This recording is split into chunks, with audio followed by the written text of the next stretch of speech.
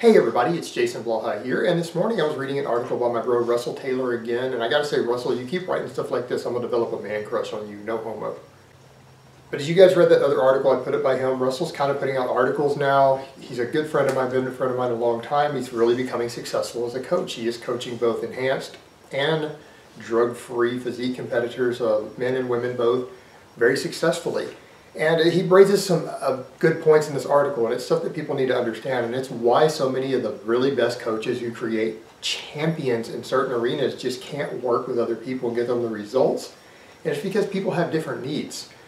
And these people, they go and they coach people who are on lots of drugs, and it's even worse with the women as far as what they need, because they have hormonal issues can be a little worse than with men as far as the negative effects they're going to suffer as a result of doing things a certain way. But they coach these champions who are on drugs with good genetics, and they try to work with people who are drug-free, and they try to use the exact same methods.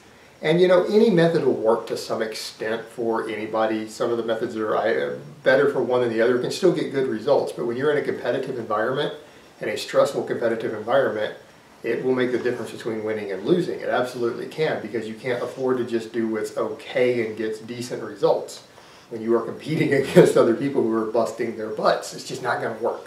It's even worse for women. They tend to put them on far too low of calories, too large of calorie deficits, large amounts of cardio, which absolutely will strip fat off of you. You won't stop losing fat as a result of that. There's all these arguments about metabolic damage are more about transient storage factors. People aren't losing weight because they're just holding more water until things like their cortisol and everything readjust down the road a bit. They're still losing fat.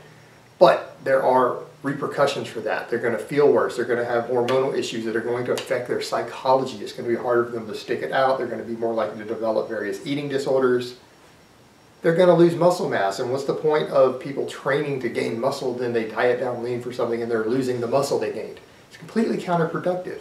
So you've got that end of it, and the training is the same. People don't understand that drug-free lifters tend to gain more muscle and hold more muscle if they lift a little heavier, a little higher intensity, lower volume, higher frequency. And they tend to put them on very large amounts of volume with very high reps, lower frequencies, which you still make gains on. Don't get me wrong, you can make gains, but if you're drug-free, it isn't going to be as much.